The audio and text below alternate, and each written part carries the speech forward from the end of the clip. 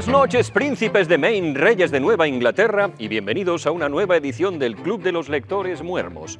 A mi lado encontrarán un breve resumen de los temas a tratar en el vídeo de hoy, por si quisieran saltarse a la sección que sea más de su interés. En concreto, en el apartado de temas, hablaremos de distopía y totalitarismo, tecnología y control, el coste de la felicidad, la industrialización y el consumo, el condicionamiento psicológico y social, la infantilización de la sociedad, todos ellos temas axiales en la novela que hoy nos ocupa, Un mundo feliz, de Aldous Huxley.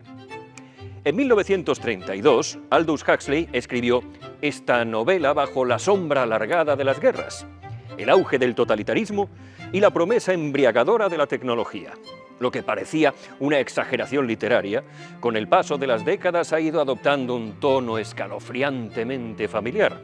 La novela describe una sociedad perfectamente ordenada, donde la estabilidad ha sido elevada a dogma y la libertad ha sido desactivada desde su raíz. Nadie la echa de menos, porque nadie la ha conocido. El ciudadano del mundo feliz no necesita ser vigilado, ni golpeado, ni encarcelado, porque ha sido programado para consumir, para divertirse, para obedecer sin cuestionar, convencido de que así alcanza su plenitud. El poder no se impone ya por la fuerza, sino por el deseo inducido. No hay censuras violentas, simplemente entretenimiento constante, gratificación perpetua. En este sistema, la verdad ha sido reemplazada por la comodidad y la conciencia por un eufórico placebo llamado soma. Mucho antes de que existieran las redes sociales, el Big Data o los influencers plagados de hormonas, Huxley comprendió que el mayor peligro no venía del Estado que prohíbe, sino del que entretiene. Lo inquietante es que hoy muchos de los mecanismos que imaginó, la hipnopedia, la infantilización emocional, la repulsión al dolor, el desprecio por la intimidad o el culto a lo superficial, forman parte ya del decorado de nuestra vida cotidiana. Hay quien piensa que en lugar de ser un visionario, Huxley marcó el sendero a seguir por las sociedades modernas. Sea como sea, leer esta obra es enfrentarse a una sospecha incómoda. Tal vez el futuro que temíamos no se encuentra a la vuelta de la esquina, sino justo detrás del cristal de nuestros teléfonos móviles. Argumento de la obra.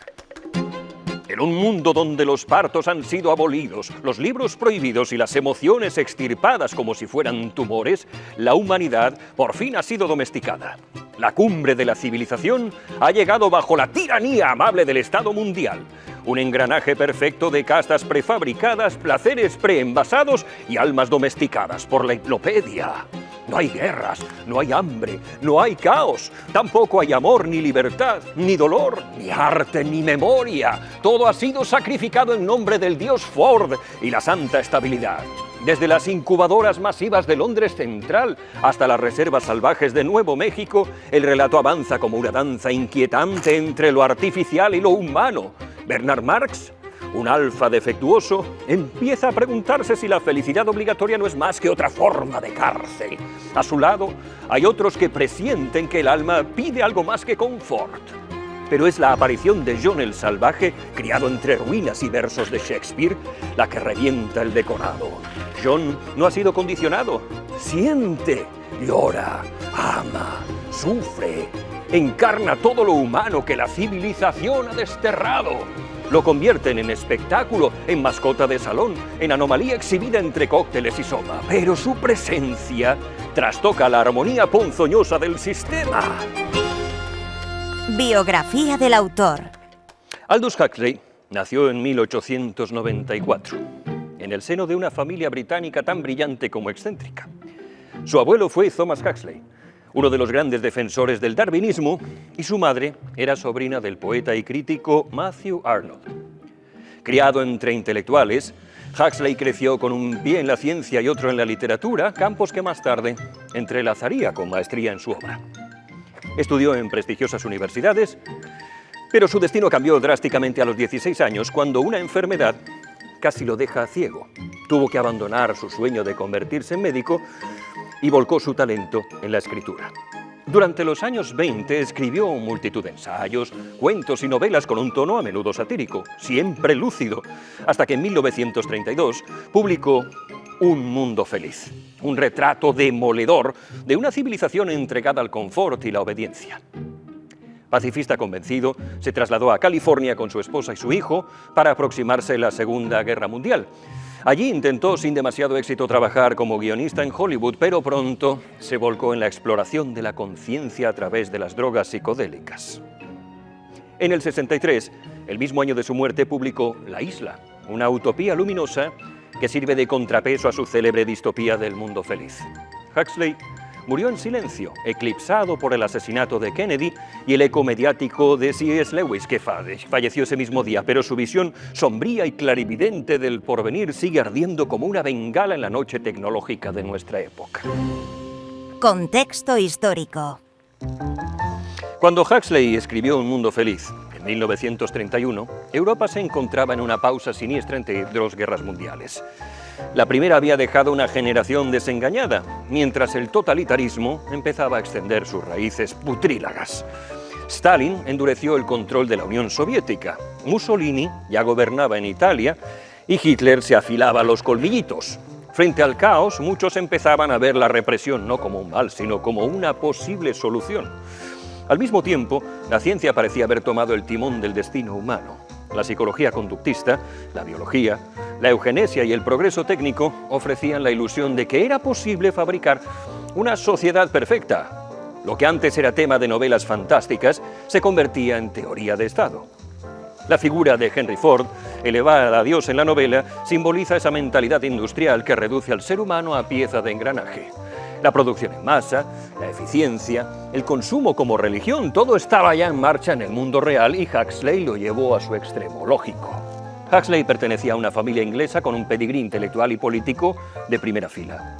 Hay quien sostiene que no imaginó un futuro de manipulación psicológica, castas biológicas y entretenimiento narcotizante porque dramatizó con su talento literario las líneas maestras de un cambio que la élite ilustrada de su tiempo ya estaba discutiendo. Por lo tanto, Un mundo feliz no sería una advertencia ingenua, sino un manual camuflado, un modo de ir aclimatando al público a ciertos conceptos, la ingeniería social, la crianza artificial, la anulación del individuo mediante el placer y la distracción. Obras relacionadas. Esta novela forma parte de una genealogía literaria que emplea el artificio de mundos imaginarios para desnudar las miserias del presente. Su antecesor más evidente es Utopía, de Tomás Moro, una obra escrita en 1516 que juega con la ambigüedad de su título, que en griego puede significar tanto un buen lugar como un no lugar, para criticar mediante la idealización de una isla ficticia los males sociales de su tiempo. Huxley hereda esta tradición, pero invierte el signo. Donde Moro imaginaba a perfección racional, él dibuja un orden perfecto y profundamente inhumano. También es imposible no mencionar 1984 de George Orwell. Si bien llegó más de una década después, se suele comparar con Huxley por representar otro modelo de distopía. Ambos muestran distintas formas de sofocar al individuo, pero el segundo parece haber calado más hondo en nuestras pseudodemocracias satisfechas. En tiempos recientes, la distopía ha adoptado nuevas formas en la literatura juvenil.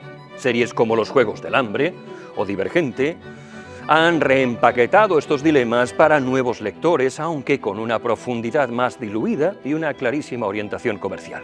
Aún así, mantienen viva la intuición de que algo en nuestra forma de vida está profundamente podrido, incluso cuando se presenta como libertad. Temas: distopía y totalitarismo. La distopía de Huxley, en Un mundo feliz, no se sostiene sobre la represión brutal, ni el miedo constante, como había ocurrido en muchas obras hasta la fecha, sino sobre algo mucho más pérfido, el consentimiento fabricado. En lugar de campos de concentración, hay laboratorios. En vez de censura, hay saturación de estímulos. El castigo ha sido reemplazado por la programación efectiva. El totalitarismo del Estado mundial no necesita imponerse por la fuerza porque ha conseguido que sus ciudadanos deseen su esclavitud. El verdadero triunfo del sistema radica en su capacidad para ir moldeando los deseos desde la gestación artificial hasta la muerte sin sobresaltos. El lema del Estado, comunidad, identidad, estabilidad, encierra una lógica interna. Suprimir lo imprevisible, erradicar el conflicto y reemplazar la libertad por funcionalidad.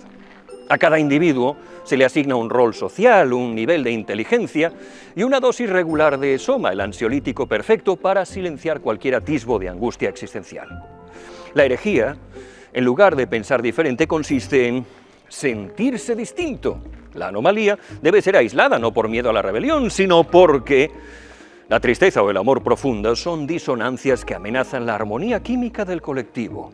Hay muchos personajes que encarnan ese conflicto entre la interioridad y el engranaje, pero el sistema los margina sin violencia, los reubica, los exhibe o los absorbe, con la misma eficiencia con la que recicla residuos. El dilema de la libertad programada. La idea de una libertad programada es en sí misma una paradoja. Si está programada, no es libertad, es una ilusión de elección dentro de parámetros diseñados por otros. El ser humano, desde el punto de vista psicológico, tiende a sobreestimar su autonomía. Hay una serie de psicólogos que lo han estudiado. Toda la psicología cognitiva, de hecho, lo ha demostrado. La mayoría de nuestras decisiones están guiadas por sesgos, por hábitos y contextos que no controlamos. La programación ya existe. La diferencia es si la aceptamos o la cuestionamos. Y el dilema es si nos hace felices o no. La opción de no saber y dejarse llevar por el rebaño tiene un atractivo perverso. Reduce la ansiedad, simplifica la vida, alivia la carga de decidir. El coste es que uno vive la vida diseñado por otros y no la propia. Hay quien argumentaría que esa tranquilidad vale más que la angustia de la lucidez, pero aquí entra en juego una trampa. Una vez que has visto los engranajes, volver a la ignorancia no es posible. Recuerden la alegoría de la caverna de Platón. En última instancia, la libertad, incluso limitada, exige un precio. Cargar con el peso de la incertidumbre, con la incomodidad de saber que podrías ir contra la corriente y fracasar. Y no todos están dispuestos a pagar ese precio. Por eso, para la mayoría, la libertad programada es la jaula más cómoda que han conocido. En la novela, esto se lleva hasta un extremo escalofriante y nos pone delante del espejo de feria que nos pregunta: ¿y tú cuánto de tu libertad estás dispuesto a ceder para vivir una vida en apariencia feliz? Tecnología y control. En la novela, la tecnología no se limita a facilitar la vida. La define, la delimita y la sustituye. Desde la fecundación artificial hasta la hipnopedia, todo está diseñado para moldear al individuo desde antes de nacer. La ciencia se ha convertido en un instrumento político y la verdad ha sido sacrificada en nombre de la estabilidad. Mustafa Montt lo explica con frialdad. El progreso solo se permite si no altera el equilibrio social. Lo inquietante es lo reconocible. Hoy algorrinos que no comprendemos deciden qué vemos, qué deseamos, a quién escuchamos. Este vídeo que usted está viendo lo ve porque un algorrino se lo ha permitido. Y si no quisiera, usted nunca sería expuesto a él. La manipulación emocional a través de la tecnología no es ficción, es una rutina diaria. No hace falta una dictadura si los ciudadanos están encantados con sus asistentes virtuales y sus píldoras de dopamina digital. Los likes de hoy son el soma de la novela. Huxley entendió que el verdadero poder no está en vigilar, sino en programar el deseo, en diseminarlo lo suficiente como para que se vuelva adictivo. Y en un mundo donde la privacidad es una moneda de cambio y la atención se alquila al mejor postor, el control ha dejado de parecer opresivo, porque viene envuelto en comodidad. Industrialismo y consumo. El estado de un mundo feliz ha llevado la industrialización a su máxima expresión. Ya no solo fabrica objetos, también fabrica seres humanos. La vida misma ha sido organizada con precisión quirúrgica como una cadena de montaje. La eficiencia productiva se impone incluso sobre la biología y la economía no gira en torno a las necesidades humanas, sino que las diseña. Fíjense que este es un apartado muy importante. Los seres humanos en muchas ocasiones creemos desear cosas, pero simplemente porque ese deseo ha sido implantado en nosotros. En la novela, cada ciudadano ha sido condicionado para consumir sin descanso. Ropa nueva en lugar de reparaciones, deportes con aparatos complejos en lugar de juegos simples, placer inmediato en lugar de introspección. La consigna es clara: quien no consume no sirve. No sirve al Estado, no sirve a la economía, que necesita girar constantemente, aunque para ello tenga que vaciar a las personas de profundidad. Esa lógica existe hoy, apenas se disfraza. la obsolescencia programada, el culto a la novedad y la ansiedad por pertenecer a través de la compra son síntomas del mismo virus. Se nos educa para desear, no para comprender lo que deseamos. Como en el mundo feliz, el ciudadano actual ha sido entrenado para definirse por lo que posee, no por lo que es. Y eso garantiza que el ciclo de producción y alienación siga girando sin interrupción. Condicionamiento psicológico y social. En la novela, el condicionamiento es el núcleo del poder. Desde la infancia, cada individuo es bombardeado con consignas mediante hipnopedia, frases repetidas mientras duerme que moldean sus pensamientos, sus gustos y sus aversiones. El resultado es una obediencia que surge del deseo fabricado. Nadie quiere lo que no debe querer. Cada casta, desde los alfas hasta los épsilon, están programados para amar su lugar en el mundo. Lo más eficaz del sistema es que ya no necesita justificar nada. En lugar de reprimirse la disidencia, se previene. En lugar de castigarse el dolor, se elimina con una pastilla. El control psicológico ha reemplazado la ideología. Hasta la educación emocional está diseñada para evitar vínculos profundos. El amor, la fidelidad, incluso la tristeza se consideran fallos en el sistema. Hoy no tenemos cápsulas de Soma, no tenemos incubadoras estatales, pero el condicionamiento está ahí. Los mensajes que recibimos desde la infancia, a través de pantallas, de publicidad, de redes sociales, de campañas gubernamentales, funcionan de un modo muy similar. Forman preferencias, valores, umbrales de tolerancia. Ya no pensamos como queremos, sino como hemos sido expuestos. Y cuanto más normal nos parece esto, más cerca estamos de aquel mundo que Huxley escribió como advertencia o, como algunos aseguran, como guía. Supresión del arte, la verdad y la belleza. En el universo de esta novela, el arte, la verdad y la belleza han sido sacrificados en nombre de una estabilidad que no tolera complejidades. No se prohíben de forma brutal, simplemente se declaran innecesarios, triviales.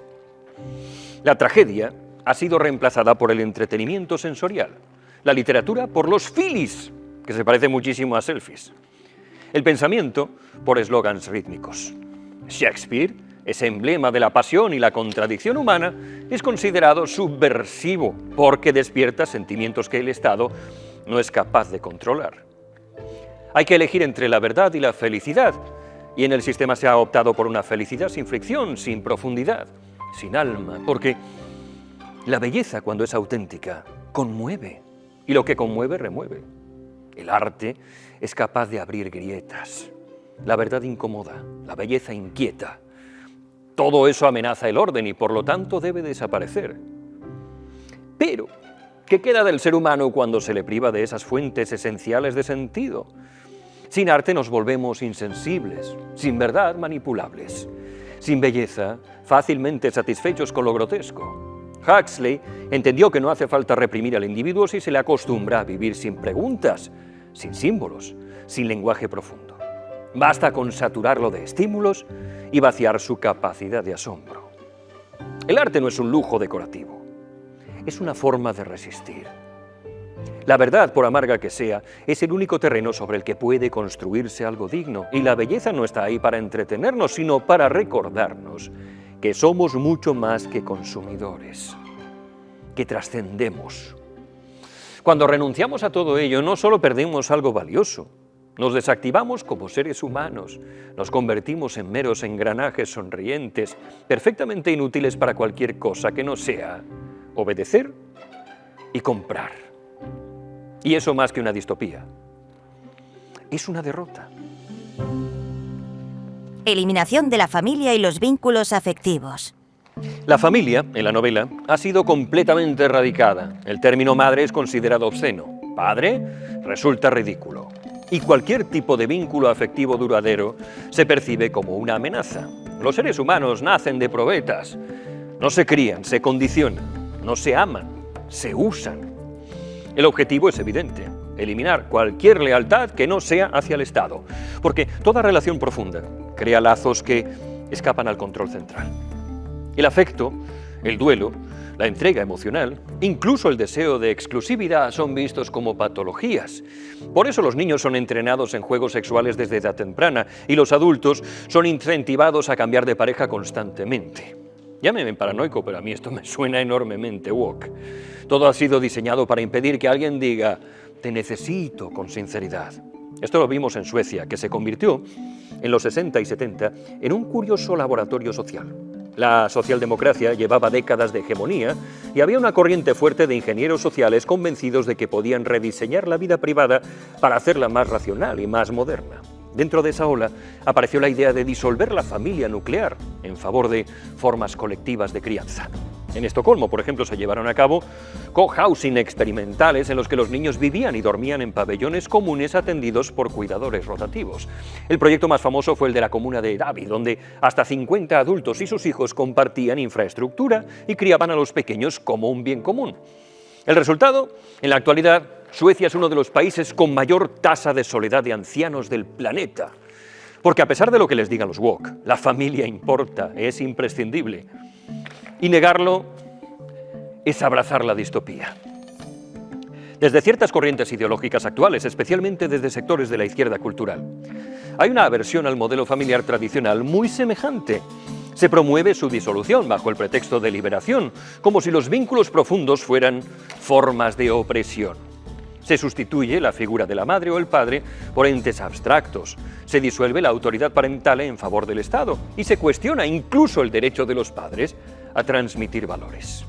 Esto no es casualidad. Una sociedad compuesta por individuos desconectados, sin raíces ni afectos sólidos, es mucho más maleable. Si nadie pertenece a nadie, ni siquiera a su propia familia, todos terminan perteneciendo al poder. Lo supo Huxley y lo estamos comprobando. Cuando se destruye la familia tradicional, se debilita la última barrera que protege al individuo frente a la maquinaria ideológica.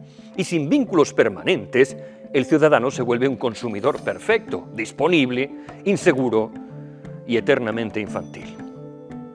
Justo como el sistema lo quiere. Infantilización de la sociedad. Uno de los rasgos más inquietantes del mundo feliz es su culto a la juventud eterna. A la juventud mental. El Estado mundial ha perfeccionado la infantilización como una estrategia más de control. La gente es educada para buscar gratificación inmediata, evitar el conflicto, temer el compromiso, rechazar cualquier forma de profundidad emocional o intelectual. En lugar de crecer, de madurar, de equivocarse o aprender, se les mantiene en una especie de limbo de placeres previsibles y rutinas cómodas. El soma, las orgías regladas, los eslóganes memorizados desde la infancia, todo contribuye a un estado de puerilidad perpetua. La libertad, así, se vuelve innecesaria cuando se vive sin preguntas. El sufrimiento, que es una pieza esencial en el crecimiento humano, se neutraliza. El dolor molesta.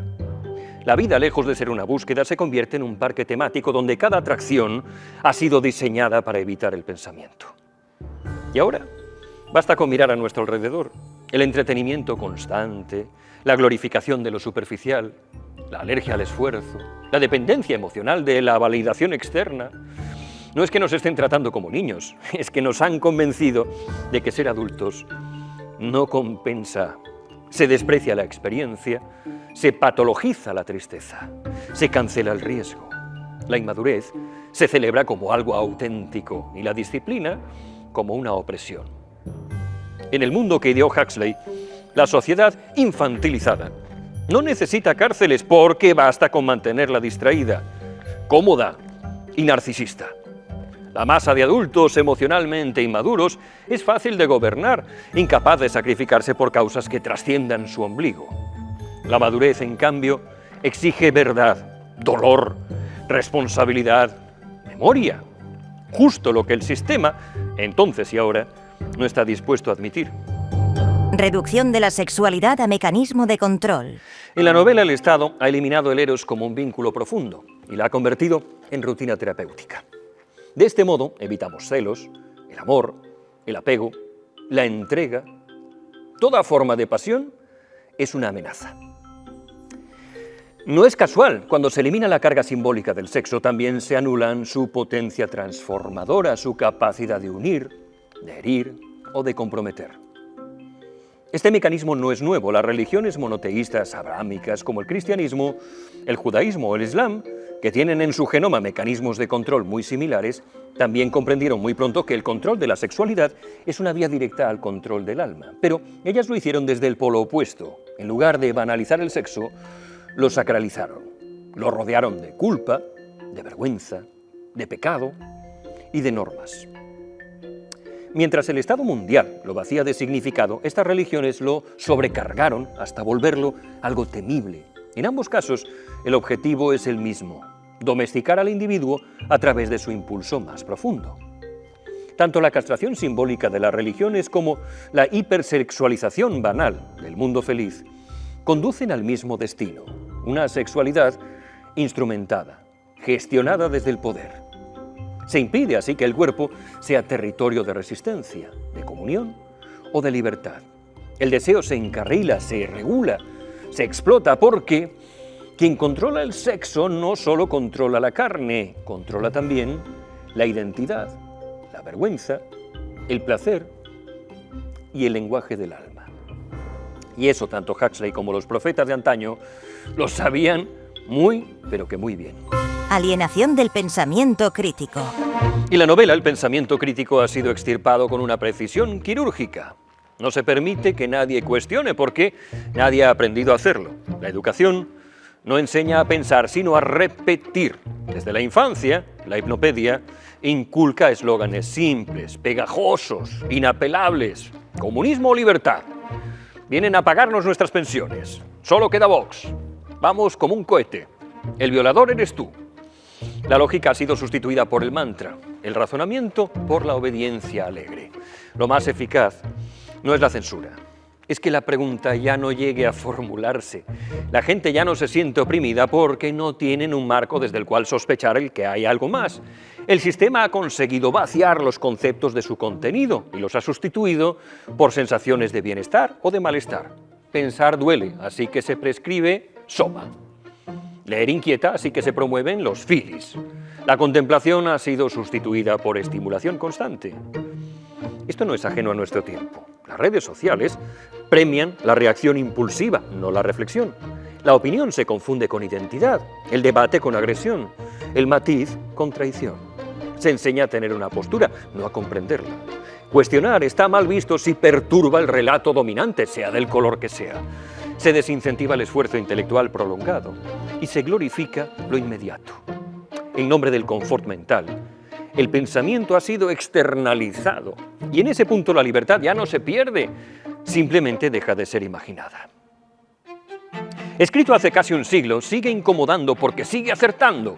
Huxley no nos mostró un futuro de bombas o de censura, sino algo aún más siniestro. El del confort absoluto, la obediencia revestida de placer y la esclavitud voluntaria. Su distopía es susurrante. En lugar de encarcelar, seduce. Y por eso es tan peligrosa. Leer este libro no es un ejercicio de nostalgia literaria, es un acto de higiene mental. Nos obliga a cuestionar cuánta de nuestra felicidad es auténtica y cuánta es inducida. Nos enfrenta a preguntas incómodas. ¿Preferimos la verdad o la paz mental? ¿La libertad o la comodidad? ¿El alma o el algorrino? Huxley nos recuerda que renunciar al conflicto es renunciar al crecimiento y que anestesiar el sufrimiento es también asfixiar el asombro, el amor o la belleza. En tiempos donde la dopamina digital reemplaza la contemplación, donde el debate ha sido sustituido por consignas y donde el individuo corre el riesgo de diluirse en una sonrisa constante de filtros digitales, este libro es una alarma, una que no podemos permitirnos silenciar. Leer Un mundo feliz con espíritu crítico es un acto de resistencia, es declarar que no estamos dispuestos a entregar nuestra conciencia a cambio de comodidad, de soma, que aún creemos en el dolor que forma carácter, en la verdad que incomoda, en el arte que sacude. Porque mientras haya gente que lea así, el sistema, por perfecto que se crea, no podrá dormir del todo tranquilo. Hasta aquí una nueva edición del Club de los Lectores Muermos. Mientras esperamos próximas ediciones, ya saben que seguiré publicando vídeos innecesarios en esta roca en mitad del Mediterráneo que es toda mi verdad. Hasta que nos volvamos a ver, bendiciones y buenas noches.